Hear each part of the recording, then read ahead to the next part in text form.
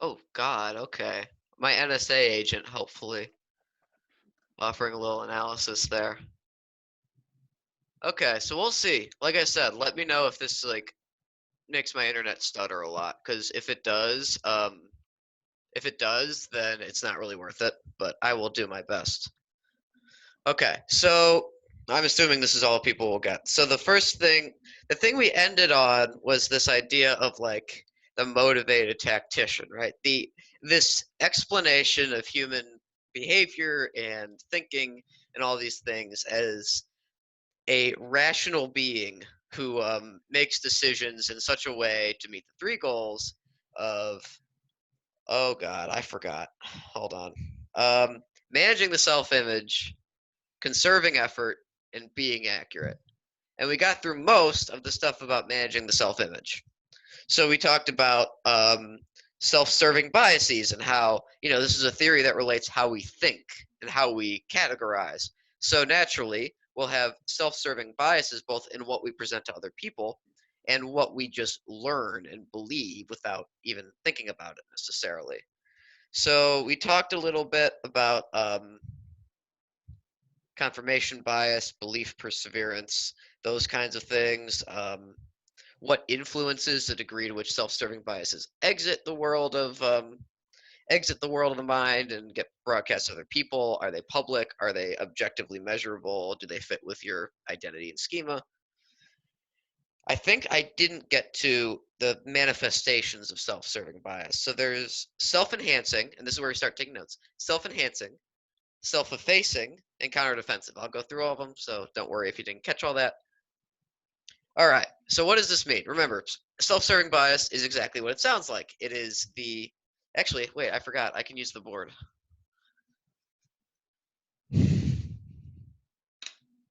So self-serving bias, and this was a... Can you even see that? Say no if you can't, otherwise I'll assume you can.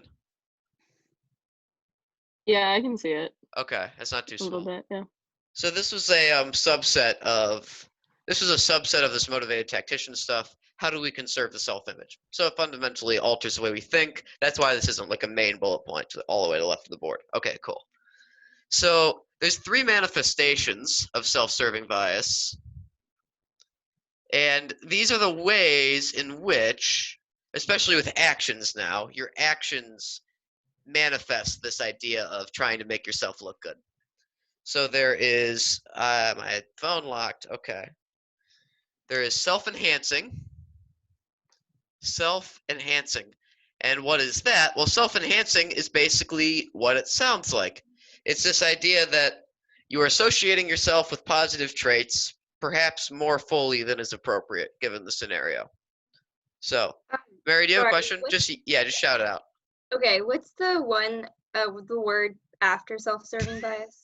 Oh God, this is gonna be a common problem. Manifestations. Okay, Yeah. thanks. No, please, like, shout at me because my handwriting is now at an angle and with glare, and I won't be offended. I'll be a little hurt, but like I'll get over it. So self-enhancing, right? Showering yourself with positive traits. I'm such a good person for doing this thing, or broadcasting that to other people. Like, I'm such a good, I'm such a good writer. Like outright saying that kind of thing. Self-effacing is not what it sounds like at all. Self-effacing is distancing yourself from negative traits. So again, it follows the time-honored psychological tradition of using big words for things that you don't need big words for. So this is the idea of distancing yourself from negative traits. I'm not somebody who goes around violates quarantine, right? I'm a good social distancer. That's kind of the idea. Like, I don't do bad things, or I am not bad thing. Counter-defensive is this a little bit more meta one, where to try to get social brownie points, you intentionally reverse these two biases. So you say like, oh, I'm not that special, I'm not that important. I'm actually kind of bad. And the idea is you're trying to seem like a better person and indirectly boost your self-image. So why do we have these terms for something that we could describe in plain text? I don't know. Ask 200 years of psychology, but these are the terms that people use when they intelligently talk about these things. So if you want to sound smart, if you want to self-enhance yourself and sound smart, you kind of have to do it. Okay. Again, if you have questions, I'm not looking at you like I usually do because I'm so lost in my own reflection. So shout at me. Like, I'm not kidding. I want like I'll only slow down if you raise your hand or whatever. That's great. It's very polite of you. I probably won't see it. So I'll assume you don't have any. What are outcomes of self-serving bias? Okay. Outcomes of self-serving bias. So the first one is this idea of a fundamental attribution error. We've talked about this already, but it's so important that I'll actually go over it again. The idea behind the fundamental attribution error is that you are much more likely to, when explaining your own life, explain the circumstances particular to that moment that led to a specific thought or action or whatever. I didn't do well on that test because I was sleep deprived. When you are examining somebody else's life, you're partially because you have less context in that way, you're much more likely to say, well, she didn't do well on her test because she's kind of dumb, you know? It's a personal trait as opposed to an outcome of a situation. You're much more likely, and you can think about this. I don't want you to just memorize this. Think about this, like apply it to your life. You're much more likely to, when you're talking about yourself, oh, I tripped because the sidewalk was uneven, and what the city, what's up with that? If you're talking about other people, though, they're just clumsy, right? Just a ditz, something like that. So the, get the idea that Andre loves is that we fundamentally give ourselves more credit, or give ourselves more credit, like, oh, it wasn't so bad, we just were sleep deprived. Actor observer divergence is a term that's really closely related, and I don't like that they teach both. But again, multiple choice, they kind of mean the same thing. The difference is fundamental attribution error is focusing on the attribution. So it's focusing on what you make of other people. Actor observer divergence is focusing on the divergence of how you judge behavior, whether you're the actor, right? You did bad in that test, so it was because of sleep, or you were the observer. You saw or you heard about someone else getting a 15 in organic chemistry, and you're not going to say, oh, she was probably sleep deprived, right? So this is focusing on like the dichotomy between being an actor and being an observer. The fundamental attribution error is focusing on the error. You're splitting hairs in this. I don't like it, but I am beholden to the curriculum I am given. So there you go. Outcomes of self-serving bias. There's other ones. The first is this idea of false consensus. Okay, what is false consensus? So this is the idea that you introduce an argument that you're making by saying, well, everyone believes that XYZ, minimum wage should be $15, right? Everyone believes that. You tend to overestimate the number of people who share your values, your judgments of what's good and bad. Oh, I'm sure everyone has the same view about Notre Dame students as I do. It's wrong if you think about it, but it's a common error. People tend to overestimate the extent to which people agree with them. False uniqueness is the opposite, but for a different set of cognitive substrates. So, false consensus is what you believe in. False uniqueness is this idea that you underestimate the proportion of people who share your abilities and talents. So, again, this doesn't really need an explanation. I think you get the idea. But if you ask people, like, what percentile are you in for IQ or something like that? Okay, IQ is not even a good measure of intelligence, but like, let's say you do. IQ is defined that 100 is the middle score. It's just defined that way as a standard deviation of 10. So if you have 100, you are rock solid average. But you'll find that people, the average like personal judgment of of a person's IQ, like of the person themselves, is like 110, which clearly doesn't work. So this isn't values, this is skills, talents, and abilities. Things like intelligence or teaching, something like that. So, okay, now we get into the deep stuff. I realize I couldn't swear. Well, I can, but my parents will hear me. So, it's not like the director of the LRC was going to come down and punish me. So, I have to be careful. But what's the reason for all this? I've kind of mentioned this in passing, what the reason for self-serving bias is. But it's good to think about this in more concrete terms. So the reason that this happens is that when you believe you're better than you are, more unique than you are, more well-liked than you are, it makes you feel better about yourself. It raises what's called your subjective well-being. I don't know if you talked about that term. It's kind of a proxy term for happiness. So what is like the level of positivity that you feel subjectively? So not like, oh, I get paid this much, so I'm less happy than someone who gets paid more. But how happy are you with your circumstances? Subjectively. That's what that kind of question is asking. And these self-serving biases help that.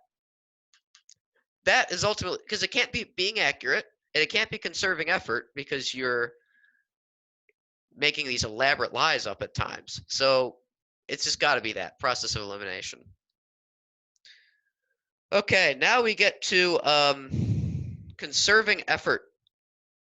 So let me know if you can't see where I'm going. I'll just use this to draw this line. But the next thing we're going to talk about is this idea of conserving effort. So we talked about managing the self-image.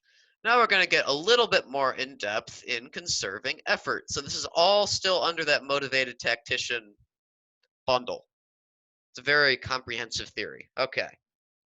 So most important term here is the idea of a cognitive heuristic. Okay. What is that?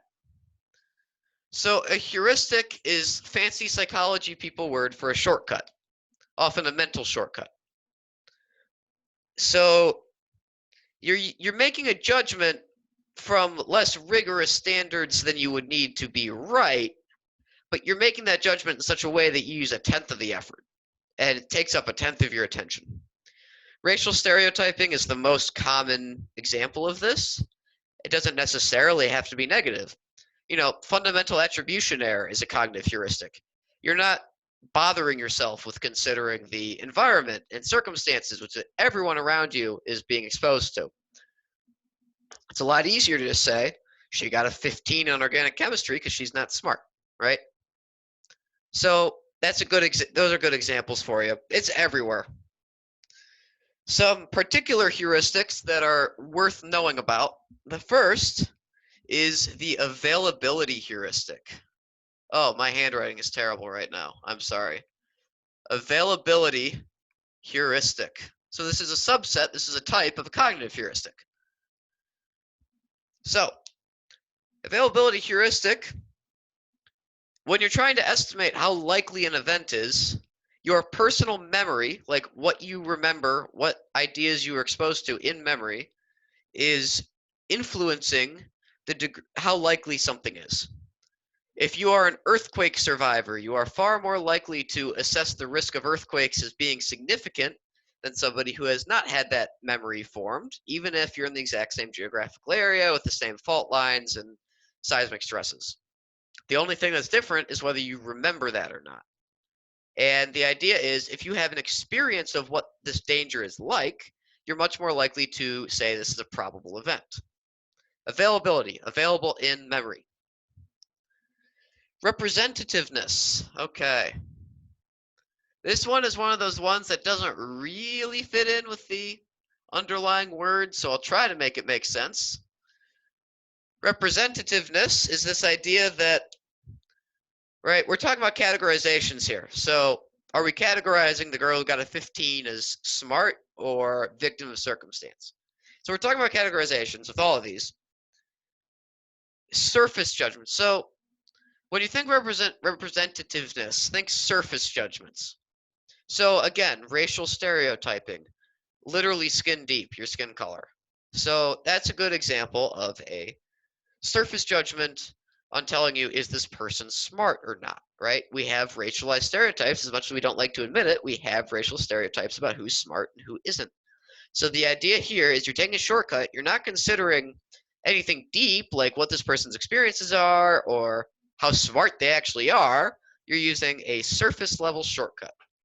They're representative of a stereotype you already have. I almost voice cracked again. That would have been really bad. Okay, that was close. Okay. Next up, and stop me if I'm going too fast. Just shout it out. I will not be offended. Ignorance of rate-based information. What is this? Okay. Ignorance of rate-based information. What this big polysyllabic phrase is trying to tell you is best illustrated through an example rather than a definition. So let's say that you have and you don't necessarily have to write this down. I want you to get the gist of it, not this particular experience. Let's say that you have, I don't know, a coronavirus test that gives you a true positive. So it has like what we call a 10% false positive rate. So that means that 10% of the time that it rings positive, you're going to have someone who is negative for the disease. But 90% of the time, they're going to be positive, right? So that happens on 10% of every run. I should rephrase it. 10% of every run, like, you end up with a false positive.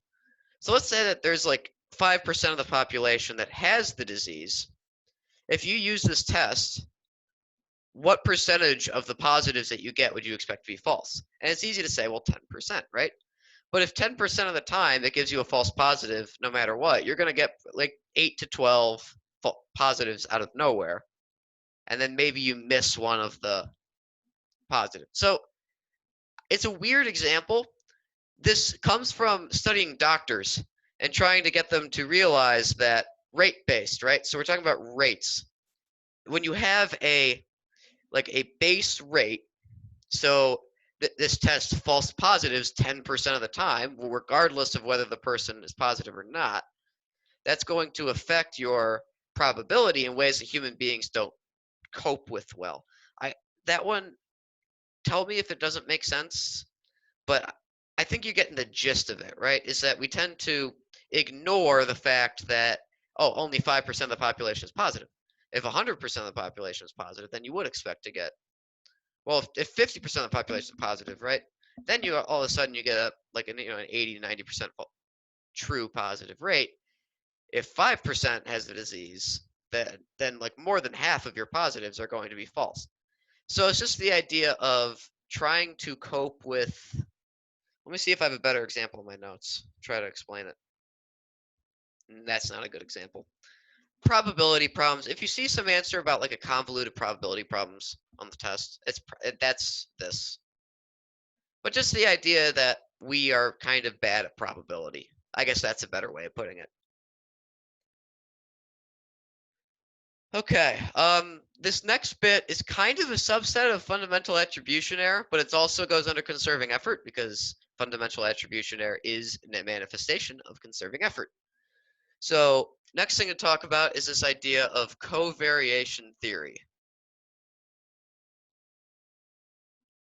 Covariation theory. That's a big word. Okay.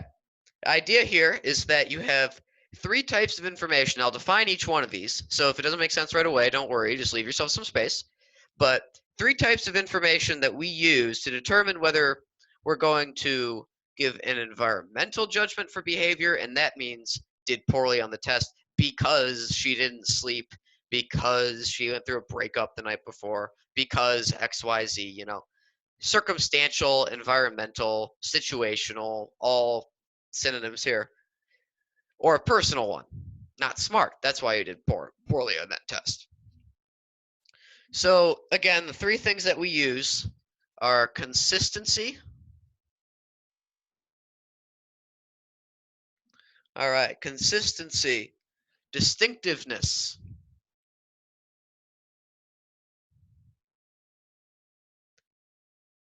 And consensus.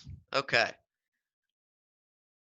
So again, these are fancy psych words for ideas you already know. So I want you to call on, just think to yourself about your past experiences here to make this more common. Consistency is how often the person doing that action does that particular behavior. So if I throw my markers at the wall all the time, which isn't too far from reality, if I throw my markers at the wall all the time, think about it. It means I'm a throw the marker at the wall kind of guy, right? If I have an especially poor tutoring session and for the first time in a year I throw my marker at the wall, that probably means that there's some kind of environmental stressor that is making me angry or stressed or worried, and that's where the tomahawking comes from. So you could memorize as consistency goes up, personal attributions go up. But I want you to have this idea, once you know what consistency means, how often that particular agent does the thing, that you can derive it yourself, right? So consistency, the more often I do something, the more it plays into who I am and not just the byproduct of some bizarre one-off circumstance. That should make intuitive sense. Or you can memorize. I I don't want you to. It's not as effective. Distinctiveness. So this one is kind of bizarrely similar to consistency. So let me define it and then explain it. Distinctiveness is how often the person doing the action does things that are near the thing being examined. Similar in type. How often the agent does things that are similar in type or near the thing. So even if I don't throw markers at the wall all the time, if I'm like doing this during tutoring sessions all the time and I'm talking like talking to myself like, Joey, why'd you do that? Something like that. If I constantly have a grimace, those are all behaviors that are kind of associated with being angry and having less self-control than would be desirable. So if I do a lot of that, it wouldn't surprise you as much given my personality that I throw the marker at the wall in an act of rage, right? Whereas if I'm just a calm, this is hypothetical, if I'm a calm, serene, tranquil person, right, who would never do anything like that, and all of a sudden I'm whipping the marker at the wall, even if it's something I've done once or twice before, it's like that's so out of character. So again, you can memorize higher distinctiveness, more environmental, or you can think about how that intuitively makes sense, right? If the person has a track record of doing angry person stuff and they throw a marker at the wall, you're more likely to say that's because he's an angry person, not because, oh, he's just had a tough day, right? That should make intuitive sense. Consensus, the degree to which other people perform the same action as is being studied. So, if the day is like National Throwing Markers at the Wall Day, and it's like some kind of big festival where everyone is throwing a marker at the wall, right? You're much more likely to say that that behavior became not because he's the kind of guy to throw markers at the wall, but because there was a social pressure towards throwing markers at the wall, which, if you think about it, is an environmental attribution. So, if everyone is throwing their marker at the wall, it says a lot less about my personality if I throw the marker at the wall, because you can explain that as he's just following the crowd. That's not saying he's an angry type of person who whips a marker at the wall all the time. Whereas, if nobody in the history of the human race has ever done this, and all of a sudden I decide to start innovating, right, and throwing the marker at the wall, there's no social context in which this is encouraged or makes sense. And it's because of that, I'm probably the type of weirdo who throws markers at the wall all the time, right? Because nobody else is telling me or encouraging me to do it. So, you could memorize that as consensus goes up, environmental attribution goes up. Or you could think about it. So, with those, I focus more on knowing the definition and then using your brain than memorizing. It'll help you. Use examples. Okay. We have a little bit of a break here in terms of content, but it's only 9, and I'm not that nice. So I'm gonna keep going, but I am gonna erase this. So if you don't want me to erase it, speak very soon or forever hold your peace. If you have anything you want to write down. Okay. So the next bit we kind of skipped over being accurate because the heuristic stuff talks just as much about how being accurate like is important, but it's self-explanatory and clearly not that important, whereas conserving effort as evidenced by these biases is clearly important. So don't worry, it's not like I forgot something. That was intentional. Okay, so this next bit, answering the question. So I'm going to put this in symbolic format. So cognition and behavior, right? So remember, cognition are the thinking things you do, memory, reasoning. Behavior is what you do, go figure, okay? So cognition, equilibrium arrow, behavior.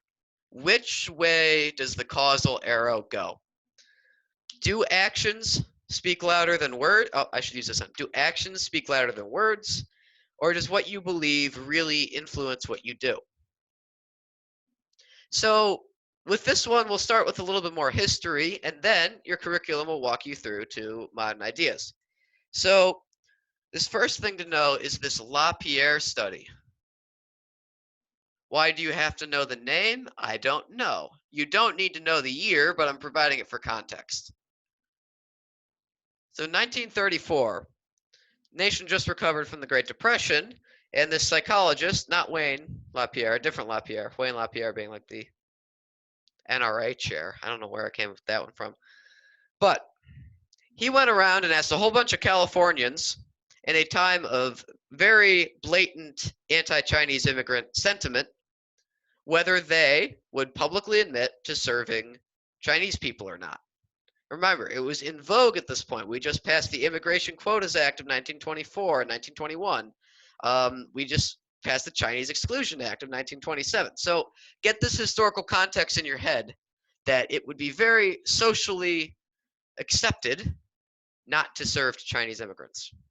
I'm not making comment on the validity of that. I'm saying historically it existed. So what this guy found is that 90+% of restaurant owners claimed that they would never serve a Chinese person, right? They had this cognition, this belief that they justified, but actually sat down in the diner for a little while and found that pretty much none of them actually refused service. The money spoke louder than the social clout.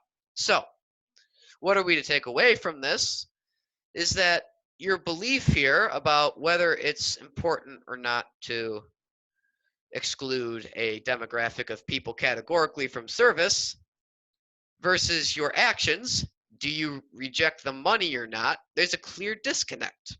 So this is one of the first studies that started pointing the finger at, well, maybe we don't really do what we think. Or maybe what we do reflects something deeper than social clout motive, right? So, okay. We get to the modern question, does cognition cause behavior? Is there a link? And the answer, of course, because everything is like this, is it depends. But we can say with certainty that most people are much more confident to the extent that their cognition, what they believe, their reasoning, their, mathematical, analytical processes, they think that that influences their behavior way more than it actually does. We know that. So what does that actually mean? Okay, so your pre-existing beliefs versus what you do really don't match up as much as we think. And you could call it a self-serving bias that we believed in the first place, that we're so true, right? We're not hypocrites. We do as we believe. We don't do as people tell us to. But we have a lot of evidence, which your class doesn't go over for some reason, that that's not true. So we have this idea of moderators. And what do these moderate? They moderate the relationship between cognition and behavior. How strong is the link between your pre-existing beliefs and what you do? So any psychological factor that increases or lessens the effects of pre-existing beliefs on behavior. Cool. I think you get the idea. There's two subsets of this. A moderator, that's not the word moderator, Joey. Oh my God. It can be situational moderator, or a situational factor you might hear, or attitudinal. Notice the similarity to the discussions we've had thus far. Okay. Situational factor. This is the idea that something in your environment can alter the relationship or the strength of the bond between your pre-existing beliefs and what you do. So, for example, I believed in second grade that bullying people was wrong, but it also would have been very socially faux pas for me to try to stand up for the poor kid who was getting tormented, right?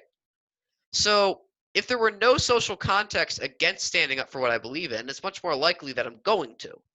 But when that comes at the risk of receiving that treatment yourself and negatively impacting how other people think of you, there's a situational factor from the situation, right, that promotes, screw my beliefs, I'm going to do what is appropriate for the situation. Attitudinal factor. So this is the idea that there's something that's like within you. It's not just because it's not well received to serve Chinese immigrants in 1930s California. It's because there's something inside of you that alters the relationship between beliefs and behavior. Okay, that's like airy and impersonal. What do I mean by that? So we're talking about values, right? So the idea is there are characteristics of a value that you have that make it translate more or less easily into behavior. That's what this idea of an attitudinal factor is. Your attitude, your value can be more or less behavior effective. So how can it be more or less effective? Well, the first way to think about it is, did you personally come up with this value after like going to the mountains to reflect and meditate? Or did you come up with this value because other people told you to? Something that you came up with after, your own cerebration is going to be much more strongly influencing behavior than something that you adopted because, oh, well, I had to say the Pledge of Allegiance in preschool or I wouldn't graduate. I don't really have that strong of a value. The strength of a value being measured by its ability to influence behavior. The strength of a value. So, this is kind of related to the self-generated effect we just talked about, but we have values of different strengths, right? I have a strong Kantian value not to kill other people unless they have it coming, which is very hard to prove. So that is a super important value. I might not like it when kids are bullying each other, but I'm not going to let that value have me kill a kid, right? It's just one of the values is clearly stronger than another.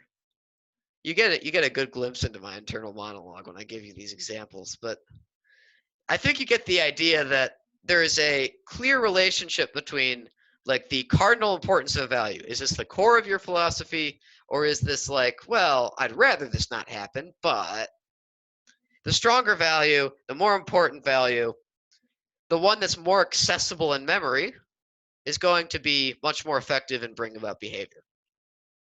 All right, the third one, specificity of a value. So this is self-evident if you think about it. So think about it. Don't just write it down. The value not to kill people is very relevant when I'm thinking about taking a life in my hands. It's not very relevant when I'm thinking about something much less lethal, right? So the idea here is that a value that's not related to the context of the action you're considering is really not going to have an effect.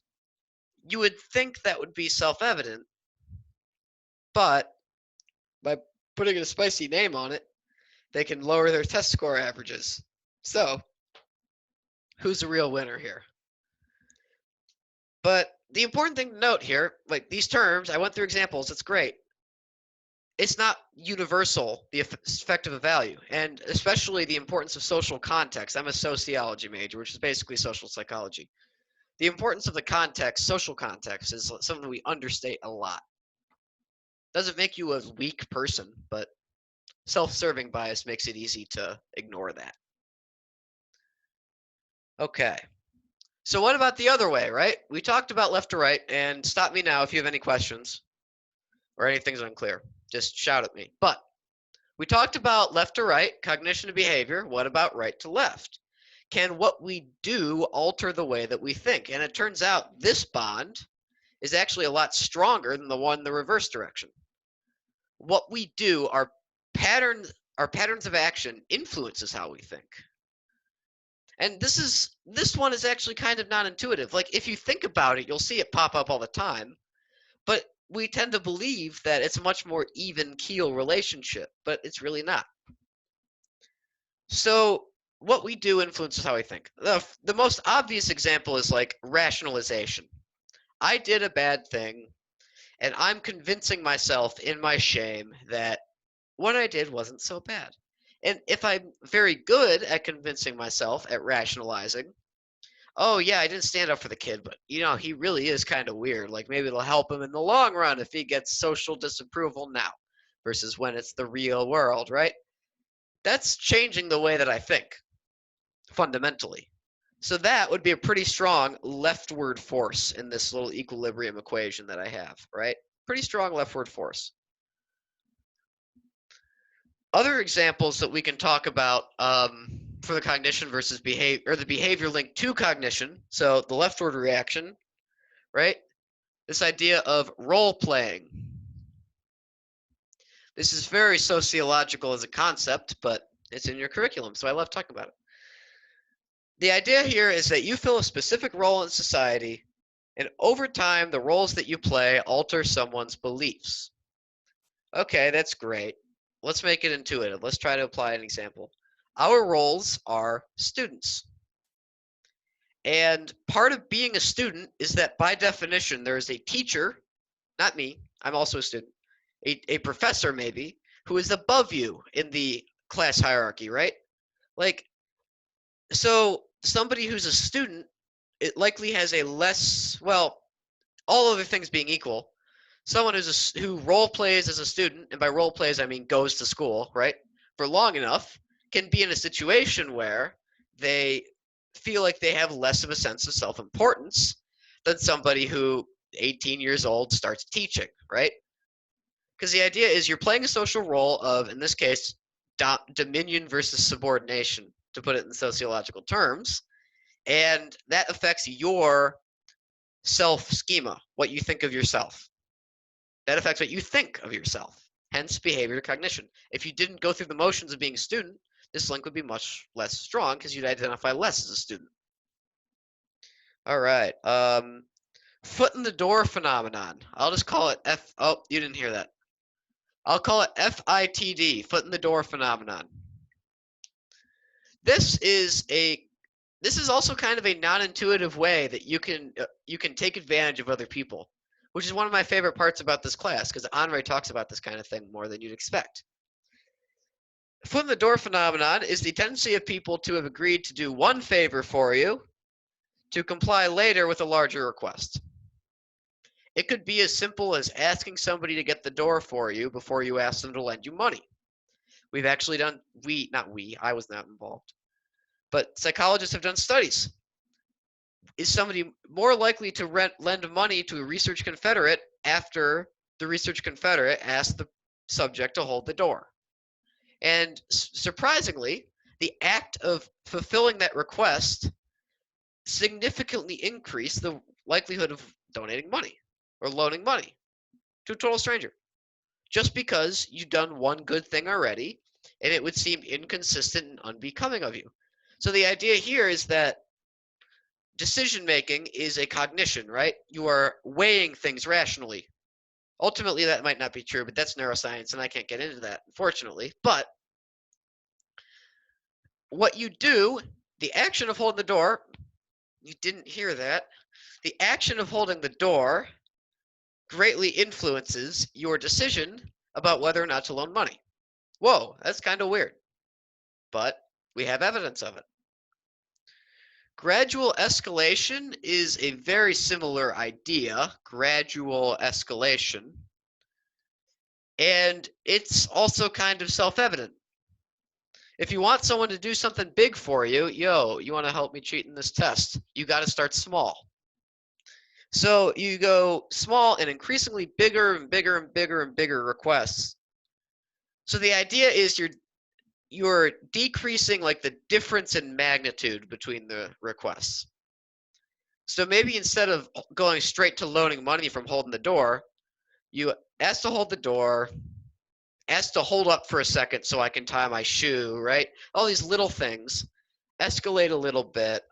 Hey, can you watch my stuff while I go to the bathroom? Something like that. So that when you ask the big question, can I have $20? Or can I borrow $20? The answer you'll get, the decision you make, the answer you'll get is influenced by the fact, well, I've already agreed to this, and by definition, if I agreed to do something, I agreed with it in that context, right? So the idea that we're getting at here is that it's a smaller difference between can you watch my stuff for a couple minutes to can you loan money versus can you hold the door for me versus can you loan money. Gradual escalation, I hate memorization, but it will help you get the idea down if you think of this as more than 2 requests. Foot in the door is like 2. That's the difference. Okay, I think we can take our customary break now. It is 9:15, exactly halfway through our session. I will stick around for like 30 seconds in case you guys have any questions, but we'll start up again in like 5 minutes or so. And yeah, you are free to do whatever you want.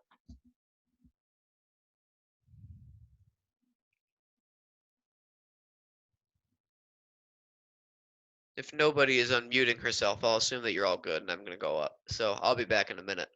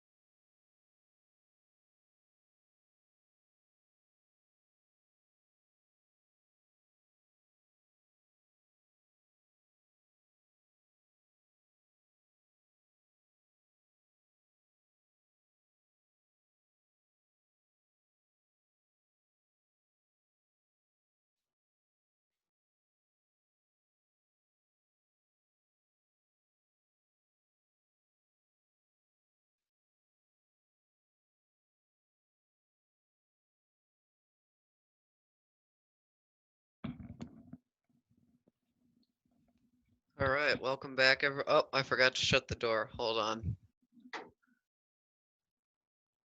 All right, I'm back. Cool. Y'all ready? Speak now, or I guess be late. I don't know. But if you have any questions after looking over things, just shout them out. But it seems like we're doing okay. Okay.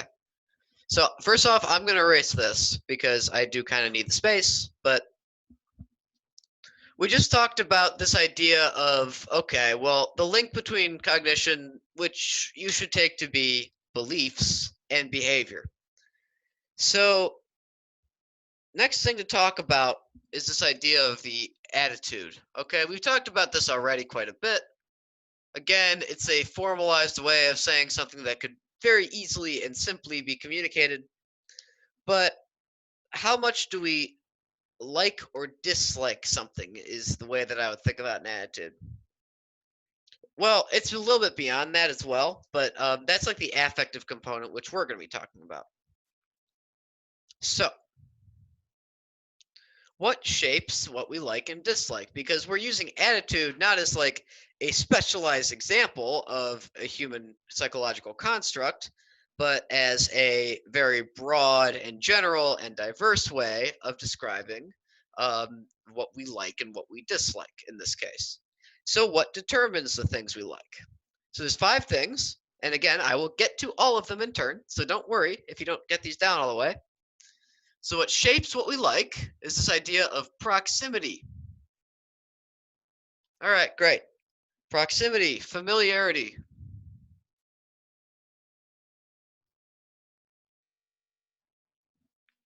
Similarity.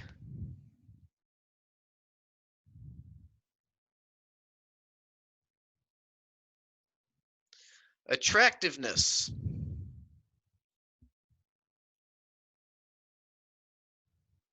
And last and kind of least, reciprocity. So what do all of those terms mean? Let me break them down so you can make intuitive sense. Proximity. We like things that we've encountered before. We like things that we come across. But you also can't like something that you've never come across. For example, you can't like a food you've never tried. So proximity is both the idea of preferentially liking something that we've encountered to something that we haven't thought of, and preferentially liking things in our lives from things that we've thought of but haven't personally experienced. Proximity, closeness to our lives. Familiarity. So this is like proximity, but on another level. How frequently do we encounter something? You're much more likely to say that I like going to this gym if you go to this gym once a day, every week, once 7 times a week. I I don't know how to speak English, but I think you get the idea. Like if you do something repeatedly or you encounter something regularly, all other things being equal, you're much more likely to say that you enjoy it. In that way, part of, you can get somebody to like you both in the platonic and even the romantic sense by just increasing the number of encounters you have with that person, because we like what we see more. Think about the evolutionary roots of it. If you see something and it doesn't harm you, then you're more likely to see it again, because if it did harm you, it might kill you or make you run off. So there's kind of a natural bias towards liking things that you are in contact with repeatedly. But it can be exploited by Instagram pickup artists. So the wonders of modern technology. Similarity. This is easy to confuse. This is referring to what is similar to us. Similar to us. Whereas proximity and familiarity, we're talking about similar to our encounters. So a particularly telling example of this is what a network scientist, and you don't even know this term, but it's called homophily. Homophily, Homophily. And this is the idea that we tend to interact with more, marry more, get in fights with more even. We tend to focus almost all of our interactions on people that are more similar to us than people who are different from us. And the idea here is that you have to like somebody to continue interactions with them. If you meet someone and they just come across as super weird, right? You're not going to keep initiating interactions. And if that person initiates an interaction, you'll do your best to end it quickly. So that's I think a very telling example of how we tend to like more, even marry more people that are similar to us. It's a common theme. Attractiveness. We naturally find things that we find like physically or aesthetically attractive. We assign more good traits. This is the basis of what's called the halo effect, which is a term you do need to know. The halo effect is the idea that when people are physically attractive, we naturally say, oh, well, they're probably a little bit smarter than average, or oh, they're probably a little bit kinder than average. Whatever good trait is socially in vogue at the time will be applied to that person solely because of that person's attractiveness, not because of any merit or having earned it or anything like that, because they're cute. The same is true for anything that we're naturally attracted to, which includes aesthetically pleasing things, like a painting. But at the same time, the point of a painting is to be attractive. So that's not just this attractiveness. But halo effect, I think, is the important thing to take away. Our judgments of a person's value are based on their physical appearance, right? Ugly duckling stories don't really happen that much because you're much less likely to be viewed favorably, win the job interview, right? If you're not attractive. It sucks. And it's not just like, it works. I'm straight, but it works for me with attractive guys versus unattractive guys too. It's not just like erotic or sexual attraction. It is any kind of this is pleasing to me versus, face so ugly you can't look at it. That person's probably kind of mean, right? All right. And reciprocity. We tend to like people that have made us feel good. We like things that make us feel good, and we tend to return those favors. That's why one of the best ways to get to know somebody is to do them a favor, make them feel good. Now, you don't want to go too far overboard because then it's obvious you're trying, but the idea that is important to know here is that when somebody makes you feel good, you are going to work to make them feel good. This is largely, some psychologists argue there is no altruism. This is the foundation for finding something likable, finding a person likable. There is no like, oh, it's because my principles, is because I have an advantage for them. If you think about the evolutionary context, right, a theme that we come back to over and over and over, then if you have excess that's going to spoil and you share it with somebody, and then you find out that the person that you shared it with has excess and wants to give it to you, that's a mutually advantageous relationship. Symbiotic, right? So reciprocity. Some people consider this like the be all and end all of human interaction. I'm not convinced of that, but I think it's a lot more powerful than we care to admit. We're at a little breaking point again. I want to know what the last thing you covered was, if you all have your notes handy, because I realized last time I got kind of ahead, and we ended up ending early, and I don't want to like barge forward with something and then not, make anything out of all that time because things you haven't come across before. And I try to redefine things to you, not define things to you. So it's not befitting of a psych person to say this because of bystander effect, but if one of you could do that for me, that would be excellent. The last thing I have is the terror management theory. Terror management theory. Okay. Oh, whoa, that's actually kind of far. Okay. All right. Well, I'm just gonna keep going, and we'll see. If I do start to finished, I was just gonna say he finished everything for the next exam on Wednesday. Okay. So your next exam is next week, is that right? No, it's the 15th now. It's the 5th. Okay. He did it for logistical reasons and All other right. people's tests. So in that case, I don't really feel bad about getting through all of this, or not getting through all this, because then next week we can talk more about the stuff that'll be on your upcoming exam. I mean, okay. He must have absolutely bursted through everything. That's kind of impressive. I'm proud of him. Okay. All right.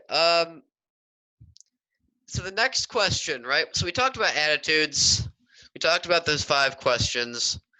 The next thing that we want to talk about, let me see if I can get a broader theme on this, is I guess you could say like encountering other ideas. What do we do? So that'll make more sense when that connection will make more sense when I actually talk about everything that we're talking about. So we'll say like other ideas as our little topic header.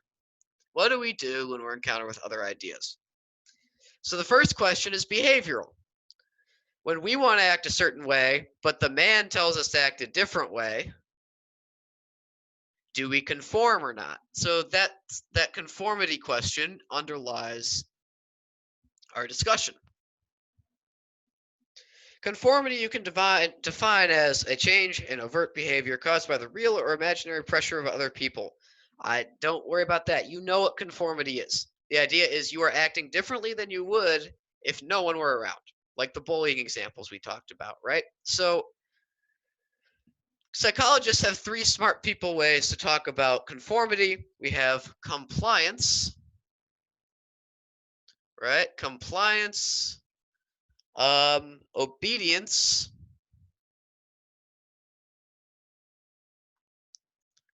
and acceptance.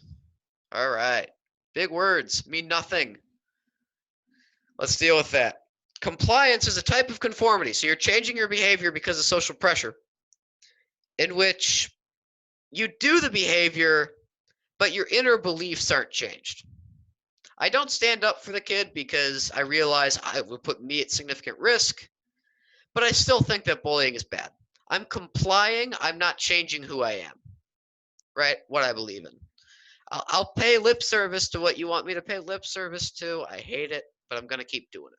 I'm gonna keep believing what I believe. I'll keep doing it if I have to. I'll believe what I believe. Obedience is, you can kind of think of it as a subset of compliance. This is a term that focuses more on the social setting in which the conformity happens. So if obedience is something you see when there's like a clearly defined hierarchy of power and there's a social structure that explicitly rewards being obedient, conforming. So in this case, your inner beliefs probably don't match the behavior because your inner beliefs are just distant, right?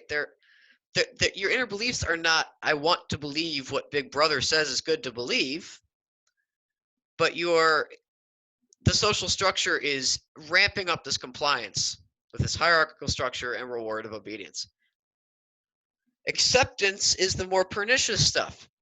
Remember how we talked about how behavior can affect what you believe. In this case, repeated behaviors of conformity gradually alter someone's belief so that the action that they initially did not want to do under any circumstance aligns with their inner beliefs now. And this is really dark. I mean, this is like what happened in George Orwell's 1984. Everyone just accepted that, at first, having a telescreen in your house is really scary. But eventually, oh, yeah, I think it's good we have telescreens. I don't want anyone plotting any terrorist attacks here, that kind of thing. Another example is Stockholm Syndrome, if you've ever heard of that, where someone in an abusive relationship or someone who's kidnapped identifies with the person who's doing them harm and believes that the harm is not as bad as it's made out to be. Over time, you repeatedly do things you don't want to do, degrading things, potentially lethal things. And as that behavior becomes more and more common, eventually you start to believe, I am worthless. I am nothing. This is what I deserve. This is really messed up. I can't underscore this enough, that this is a dark but ever-present side of human behavior. Acceptance. It's not always bad, I guess. Like, if you're trying to get the kid to stop interrupting the Zoom class and eventually they believe it's bad, then Okay, that's not a bad thing, but I think you get the idea. All right, so conformity is belief-based. Cognitive dissonance is behavior or cognition-based. Conformity is behavior-based. I misspoke. Cognitive dissonance, this is a buzzword you hear a lot about. But the idea of cognitive dissonance, you have a belief. You are presented with another belief, often through evidence, but you have two beliefs that don't line up. In musical or acoustic terms, they are dissonant. What do you do? So a good example of this, right, is you say vaccines don't work. You are presented with a statistic that outlines vaccines work, right?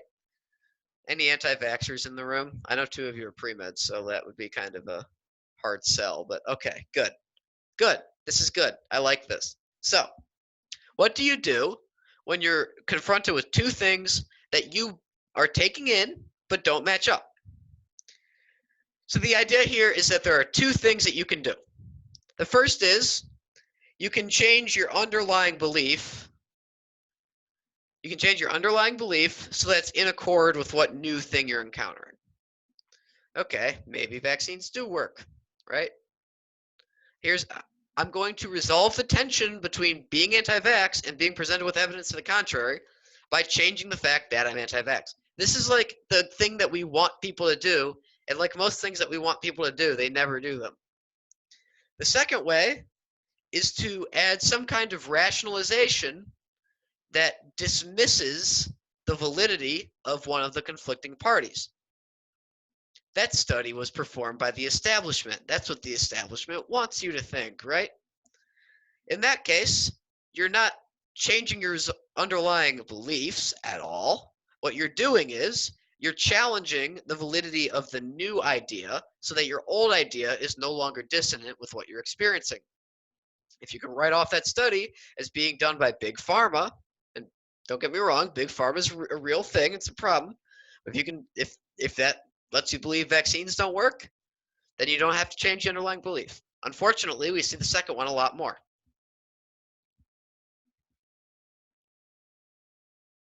Oh, my notes are out of order. I am sorry. We're going to go back to conformity. LOL. I'm amazing at this job. Okay, so next we get to talk about factors that strengthen or weaken conformity. So remember how we talked about factors that strengthen or weaken your probability of liking something. These are your factors of sucking up to the man and doing it versus not conforming, right? So what are the factors? Okay, here are terms. We have social roles. Again, I will define all of these. Social norms. So social roles and social norms. Status.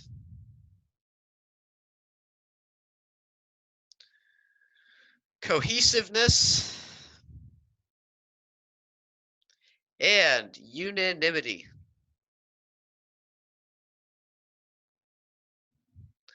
All right, cool. What does that mean? So, if you're deciding whether or not to conform, how does social roles play? So, in this case, right, social roles and conformity are very intertwined. You are the teacher, you do what the students, no, wait, you are a student, you didn't hear that, you didn't hear that. You're a student, you do what the teacher says, right? That's a social role. The more embedded you are in that role, the more you identify as I am a student. The more likely that role is to alter your deliberation of behavior options such that you choose not to troll the Zoom call, right? So if it's a role you don't really identify with, like, oh, I don't really identify as a student, I'm in college because I have to be, then you're much less likely to take that role into account when deciding whether to conform with the social idea or not. Social norms. Oh, God, they put so many vocab words in this idea. I'm sorry. I'll try to make them make sense, but it's multiple choice, so I have to teach it to you. Oh, I hate it. Basically, a social norm can be descriptive or injunctive. So when you're talking about social norms, you're talking about commonly accepted ideas of what is right, what is appropriate, right, etc., etc. A descriptive social norm is just, this is how things are. It is a statement of fact. Students listen to teachers. It's how it is. An injunctive norm is this idea that you can have a moral judgment in a social norm. Good students listen to teachers. Bad students don't. You're introducing these ideas of good and bad, positive and negative. And when you have this injunctive norm that makes a moral claim, you're much more likely to conform because these norms will alter how other people perceive your behavior. If you are doing bad student things, you're much more likely to get kicked out of class than if you're doing something that goes against how students tend to act, isn't as big of a deal. I guess a good example of a descriptive norm is, do you drive with your hands on the steering wheel in the 9 o'clock, 3 o'clock position, or the 10 o'clock, 2 o'clock position? I don't think anyone's going to say you're going to hell because you drive in the 9 to 3 position, right? But it's like a description. Most people drive 10 to 2. But you're not like a bad person if you are 9 to 3, 10 to 2, whatever. There are some that are kind of in the middle, like pineapple on pizza. People actually judge you for that one, which I think is interesting. But status, what is status? So conformity is a byproduct of a social structure, right? A social system. The higher status you have within that social system, the less compelled you will be to conform. Is the king going to conform with what the jester asks him to do? Probably not. Part of that's because the role of the king is not to listen but to rule, and that the role of the jester is to entertain the king. But part of that is because the king is the king, and people aren't going to mess with him if he doesn't act in accord with his role as easily. Now, part of that's because he got bodyguards, right? But part of that is he's higher status. And people who are higher status feel much more agency. They feel like they have much more power. It's one of the discussions that gets into like the education debate. Should we have affirmative action in colleges? Is students who are raised in affluent backgrounds or of higher social status, they tend to be much more confident in solving problems themselves. They don't feel the need to conform to the way that the teacher describes the problem. That's very abstract, but it's an example that I think helps. All right, cohesiveness. This is the hazing one. The more difficult it is to attain membership in a group, the more likely you are to conform with its demands. This is kind of a vestige of this idea of sunk cost fallacy, where we are much more likely, after you've paid for a concert ticket, it's rainy outside and you don't think you're going to enjoy the concert that much, your decision is colored by the fact that you have dropped money on the concert ticket. And you're much more likely to go than if you had gotten that concert ticket as a gift and didn't have that sunk cost. Either way, if you go to the concert or don't go, you're still out $100 for the ticket, right? But the idea is when you sunk a cost into something, you want to get whatever benefit you can disproportionately to its value. And that's a universal human tendency, not just for conformity. But in this case, if you had to undergo, hypothetically disso to get into a dorm community, you're much more likely to act in a way that behooves a member of that dorm community. This is why hazing happens. Cohesiveness. It's also something that a lot of medical schools are focusing on because it's so hard to become a doctor. People are much more likely to say, oh, I'm going to, follow the system to a T because I had to do all this work to be a doctor. I'm getting all the benefits. I'm not going to act out and get my license revoked, right? That kind of thing. Unanimity. When a group appears unanimous, dissenting voices will feel a strong urge to conform rather than voice their concerns. You knew that already. But maybe you didn't realize just how strong this force can be. One of the most famous studies ever done in like social psychology. You put your research subject in a room with these two lines. Everyone else in the room is a paid actor, what you call a confederate, somebody who works with the researcher without the subjects being aware of that fact. And you say, which one of these lines is longer? And you have every single person in the room say that this line is longer. Imagine what it would be like to be in that situation as the lone dissenter. You're probably doubting yourself. Well, if everyone believes this, or if most people believe this, I'm probably just missing something. And what they find is about 70% of people say this line is shorter or longer, not short. 30% say it's shorter. Even though this is like the most obvious true false question you can imagine, a 2-year-old would get this right. Unanimity is that strong. Conformity is that strong. I think that's something that's kind of weird, but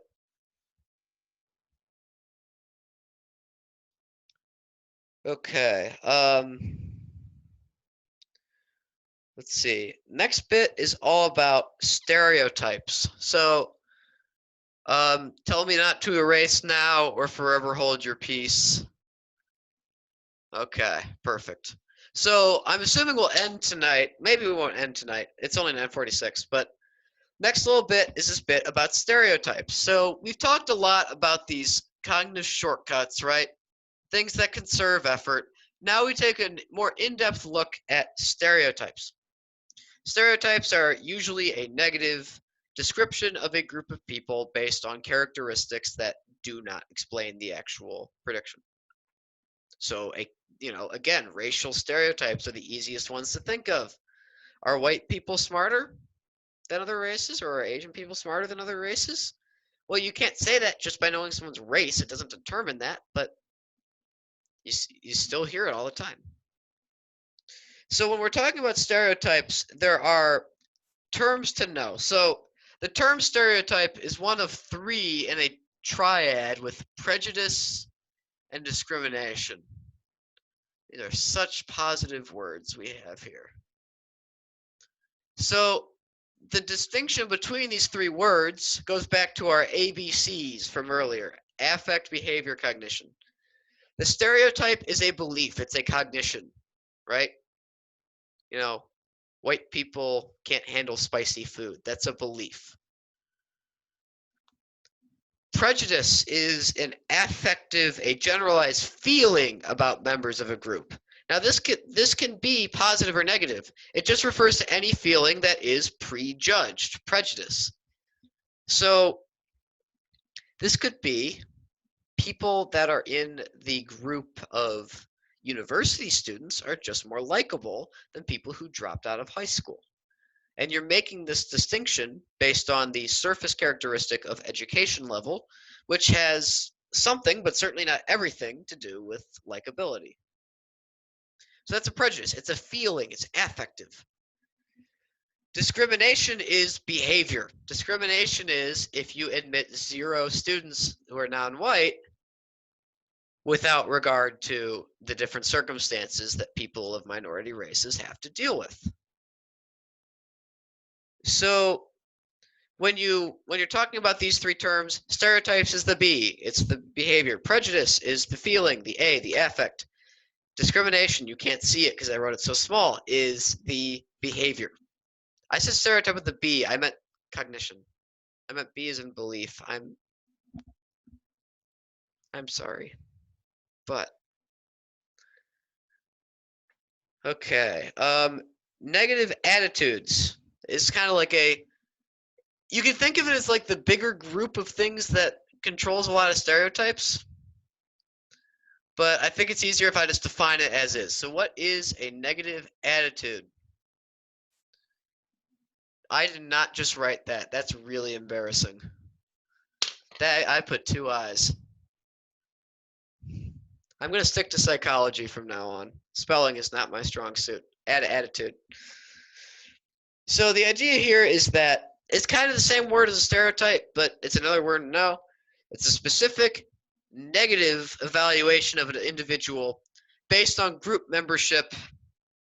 Specific negative evaluation of an individual based on group membership rather than an accurate judgment. right? So these are the kind of things that prompt discriminatory behavior. Saying you don't want to serve Chinese people, like in the LaPierre study, right? The negative attitude. It's an attitude. You're feeling this. It's clearly not rational, but it's there.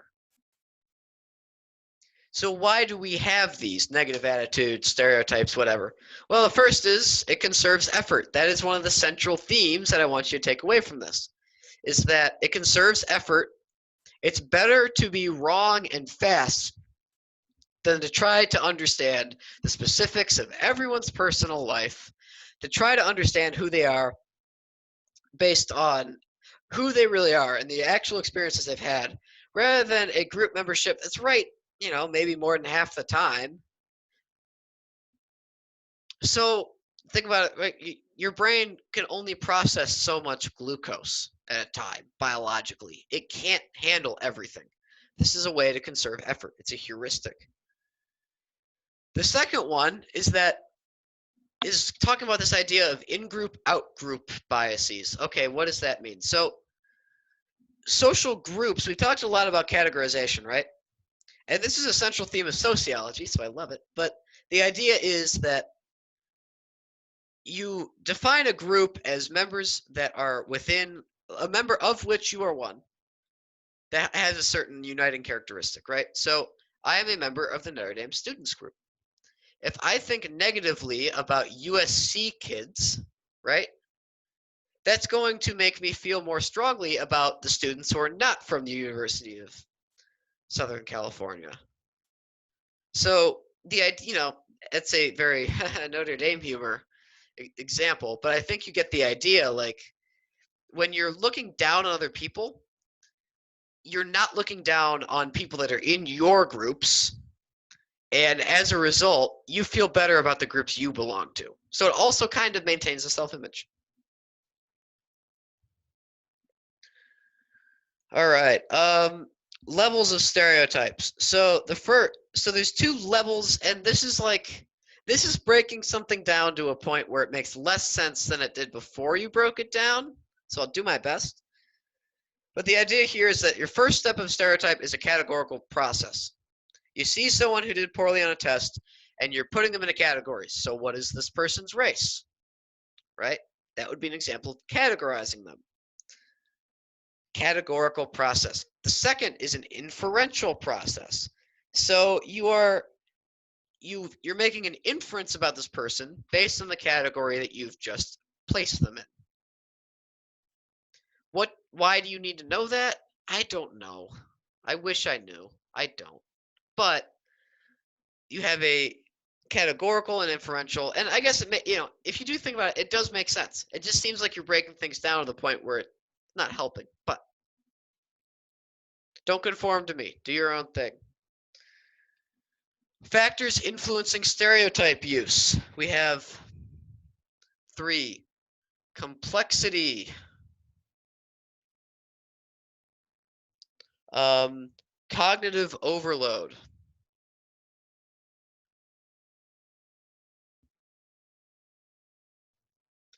And time pressure. You'll notice a common theme here. All 3 of these, as they go up, the likelihood of using a stereotype goes up. You could memorize that, or you could think. Stereotypes are ways to conserve effort. When complexity goes up, there's more situation that you need to understand. So it takes more effort to go deep and understand what's actually happening versus he's in that group, right? So you have, there's a bigger difference in investment needed. So of course you're going to stereotype more. Cognitive overload. If you have fewer mental resources, less attention to devote to a task, you're way more likely to take the easy way out. Makes sense, right? Time pressure.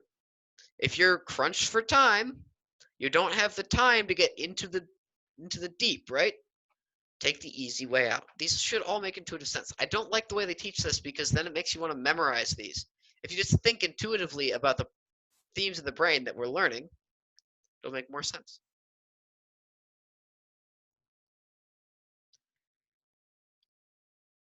Okay. I talked about this little bit earlier. This is a big word. You will sound so smart if you say this to another person. The perceived outgroup homogeneity effect. Whoa. Oh my God. Don't I sound smart right now? That's a lot of syllables. What does this mean? So remember, we're talking about groups, right? We tend to think more negatively of people who are in groups outside of ours because it makes us feel better about ourselves by comparison. But we also know that we tend to assume that people who are in groups that different from us are more similar to one another than they actually are. An example is if you're trying to estimate, right? So maybe there is a slight tendency due to material factors for people who are non-white to perform worse in school. We tend to assume that everyone from that assumption, which again is not a measure of like biological intelligence as much as it is social factors, the best predictor of your SAT score is your income. That's kind of weird, but you're much more likely to say that everyone in the non-white group is stupid. Not that there are some smart ones, but there are fewer, and that the curve kind of averages off a little lower on the SAT scale. You're likely to say they're all like that, or most of them are like that.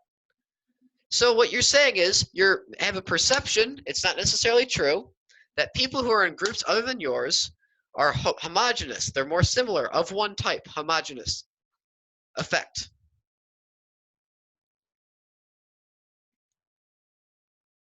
All right. Then there's this last little bit about intergroup contact. I'm not really sure if it makes sense for me to teach all this stuff, so I'll try to get the underlying theme. So the idea, the question we're trying to answer with this is, when does getting two groups whose members are mutually exclusive, you're in one or the other, when does getting those members to talk to each other and learn more and not think of each other as homogenous and negative, when does that work? So I'm not going to give you the laundry list from your notes, but I'm going to try to tell you some common themes, right? So I don't want you to memorize this. You might not even have to write it down, but I want you to get the gist. So when the two groups share a common goal, you're much more likely to conceive of each other as people worth putting the time and effort into, not perceive outgroup homogeneifying. When the statuses of the two groups are roughly equal, or when they both have met people that are not like the original stereotype, you're much more likely to converse rather than impose your beliefs. When there's a norm towards talking with the other side, then you're going to be more likely to talk to other people, right? The idea here is that forcing groups to try to get together and talk it out, and that's really abstract. Like an example would be trying to force the managers and like associate employees at a fast food chain to get along, versus when one of them, makes an authentic effort to talk to one another, you're going to get way more out of it when you have some kind of common motivation, something authentic. So what's the takeaway from that? I think I really don't know what to tell you because multiple choice tests are limited and conforming, but the idea that I want to get across is that two groups who authentically try to reach out will start to break down those stereotypes. But maybe more heavy-handed efforts, like, and this is weird for me to say because I personally support it, but affirmative action may be less effective because it's like, well, neither group really has a common goal here. Neither has really authentically reached out. It's not helping. It's just kind of imposed. So take away what you want from that. I don't think it's super important, but it's a topic. All right, it is 9:59. We are right before the aggression stuff, so I feel like that is a good stopping point. There's actually a lot left on exam 3. I did not realize, but I will do my best next week to get through that for you. If you have any questions, I'll stick around for a bit because I got to finish with the recording and all that. But on that note, you are certainly free to go if you would like. Thank you. Thank you. Thanks so much. Mm-hmm.